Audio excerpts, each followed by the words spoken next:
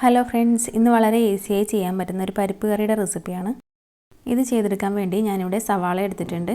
ഞാനിവിടെ മീഡിയം സൈസുള്ള ഒരു സവാളയാണ് എടുത്തിട്ടുള്ളത്. അത് നൈസായി കട്ട് ചെയ്തെടുത്തിട്ടുണ്ട്. പിന്നെ ഒരു തക്കാളി എടുത്തിട്ടുണ്ട്, അതും ഇതുപോലെ ഒന്ന് കട്ട് ചെയ്തെടുത്തിട്ടുണ്ട്.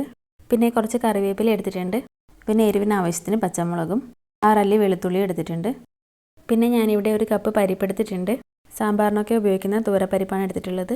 നമ്മൾ ഈ കറി ചെയ്തെടുക്കുന്നത് കുക്കറിലാണ്. ആദ്യം തന്നെ പരിപ്പ് കുക്കറിലേക്ക് ഇട്ട് കൊടുക്കാം. ഞാൻ ഈ പരിപ്പ് ഒരു 5 മിനിറ്റ് വെള്ളത്തിൽ കുതിർത്ത് വെച്ചിട്ടുണ്ടായിരുന്നു. ഞാനിവിടെ പരിപ്പ് മുഴുവനായിട്ടും ചേർത്ത് കൊടുത്തിട്ടുണ്ട്. ഇനി നമ്മൾ കട്ട് ചെയ്ത് വെച്ച തക്കാളി, സവാളയും പച്ചമുളകൊക്കെ ചേർത്ത് കൊടുക്കാം.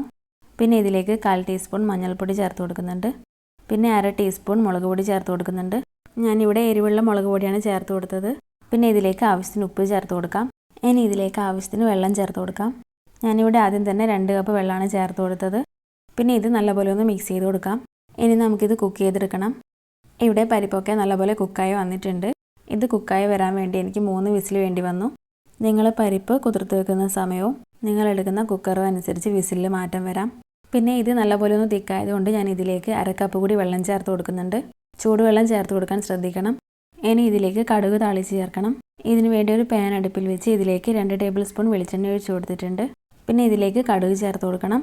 കടുകൊക്കെ ഒന്ന് പൊട്ടി വന്നാൽ നിങ്ങൾക്കിതിലേക്ക് ചെറിയുള്ളി ചേർത്ത് കൊടുക്കാം. എൻ്റെ കയ്യിൽ ചെറിയുള്ളി ഇല്ലാത്തത് കൊണ്ട് ഞാൻ ചേർത്ത് കൊടുക്കുന്നില്ല. പിന്നെ ഇതിലേക്ക് 2 വറ്റൽ മുളകും കുറച്ച് കറിവേപ്പിലയും ചേർത്ത് കൊടുത്തിട്ടൊന്ന് മിക്സ് ചെയ്തെടുക്കുന്നുണ്ട്. ഇനി സ്റ്റൗ ഓഫ് ചെയ്ത് കൊടുക്കാം. പിന്നെ ഇത് കറിയിലേക്ക് ചേർത്ത് കൊടുത്തിട്ട് നല്ലപോലെ ഒന്ന് മിക്സ് ചെയ്തെടുക്കണം.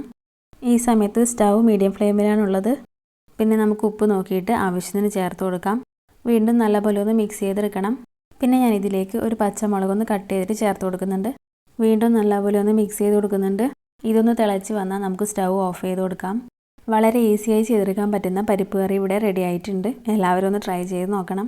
വീഡിയോ ഇഷ്ടപ്പെട്ടാൽ ഒന്ന് ലൈക്ക് ചെയ്യാനും നമ്മുടെ ചാനൽ ഇതുവരെ സബ്സ്ക്രൈബ് ചെയ്തിട്ടില്ലെങ്കിൽ ഒന്ന് സബ്സ്ക്രൈബ് ചെയ്ത് സപ്പോർട്ട് ചെയ്യാനും മറക്കരുത്.